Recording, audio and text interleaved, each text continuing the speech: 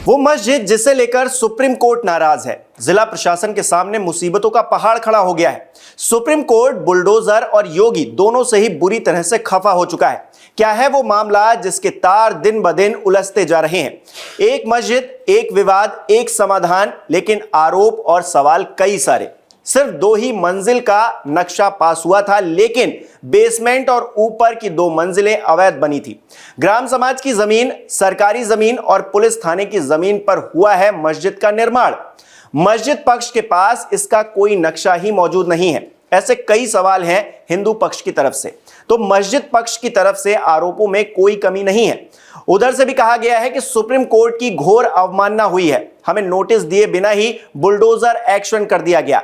ये आरोप प्रत्यारोप चल ही रहे हैं कुशीनगर में, जहां 1999 में बनी मदनी मस्जिद के एक हिस्से पर बुलडोजर चढ़ा दिया गया है। कुशीनगर की लड़ाई हिंदू मुस्लिम की नहीं है, बल्कि प्रशासन और मस्जिद पक्ष की है। ये आरोप और झगड़े अब जुबानी ही नहीं रह गए हैं, बल्कि सुप्रीम कोर्ट के एक बयान ने इस पूरे विवाद की दिशा और दशा दोनों बदल कर रख दी है।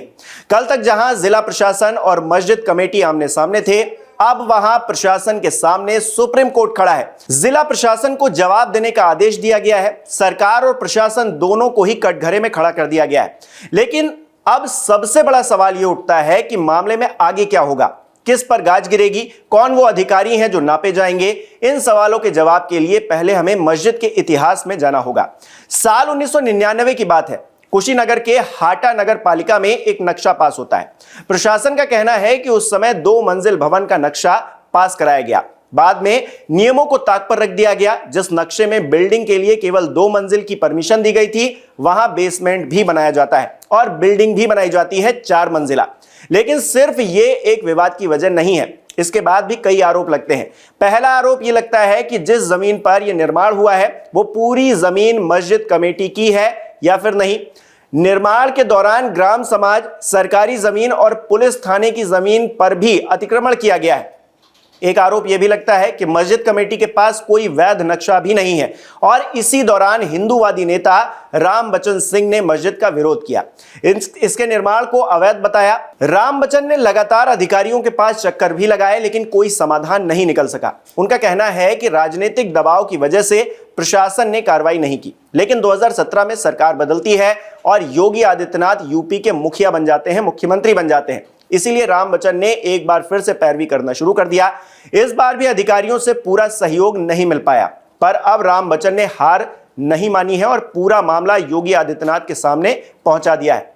जब सरकार को अवैध निर्माण की जानकारी मिली तो फिर जांच के आदेश दिए गए और मात्र 54 दिन के अंदर, जी हां 54 दिन के अंदर ही प्रशासन कार्रवाई शुरू कर देता है। 18 दिसंबर को जांच पूरी हो जाती है। 23 दिसंबर 2024 तक 3 नोटिस मदनी मस्जिद के पक्षकारों को दे दी जाती हैं, लेकिन एक भी नोटिस का जवाब नहीं मिलता है और ना ही कोई दस्तावेज पेश किए जाते हैं।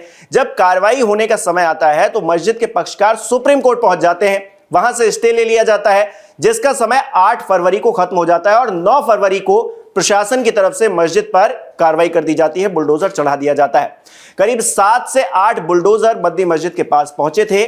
वहां बने अवैध निर्माण पर बुलडोजर चलाया गया, लेकिन जब यह कार्रवाई हो रही थी तभी मस्जिद पक्ष के लोग एक बार फिर सुप्रीम कोर्ट पहुंच गए। आरोप लगाया कि बिना किसी पूर्व सूचना के हमारी मस्जिद पर कार्रवाई कर दी गई है। वो इसे कोर्ट की भारी अवमानना भी बताते हैं। इस कार्रवाई को 13 नवंबर 2024 के सुप्रीम कोर्ट के आदेश का उल्लंघन बताया गया। दरअसल इस आदेश में सुप्रीम कोर्ट ने कहा था कि पूर्व सूचना या सुनवाई का अवसर दिए बिना कोई भी तोड़फोड़ या बुलडोजर की कार्रवाई नहीं की जाएगी और अब इसी बात पर सुप्रीम कोर्ट योगी और उनके बुलडोजर से नाराज नजर आ रहा है, खफा नजर आ रहा है। इसके साथ ही कोर्ट ने कुशीनगर के डीएम से सवाल पूछे हैं। कोर्ट के आदेश की अवमानना क्यों की गई? मस्जिद में सीधे बुलडोजर क्यों पहुंचा दिया गया? ये तोड़फोड़ की कार्रवाई क्यों की गई? 15 दिन पहले नोटिस क्यों नहीं दिया गया? इन तमाम सवालों के साथ ही एक और सवाल कोर्ट ने पूछा है, इस कार्रवाई के लिए जिम्मेदार अधिकारियों पर एक्शन क्यों नहीं लिया जाना चाहिए? और इसके लिए लिखित में जवाब भी मांगा गया है। हालांकि कोर्ट के इस आदेश से यह सिद्ध नहीं होता है कि मस्जिद वैध है या उसके ऊपर कोई कार्रवाई नहीं होनी चाहिए, क्योंकि यह नोटिस अवमानना के मामले में दिया गया है। क्योंकि कोर्ट को लगता है कि उसके आदेश का पालन नहीं हुआ है। जिस तरह यह कंफर्म है कि प्रशासन की तरफ से जवाब दिया जाएगा, उसी तरह से यह बात भी सच है कि अगर वाकई में मस्जिद पक्षकारों के पास साक्ष्य नहीं है तो वहां भी कार्रवाई होना निश्चित ही माना जाए, क्योंकि कानून सबूतों पर चलता है और सबूत जिसके पास होंगे उसका पलड़ा हमेशा भारी रहेगा।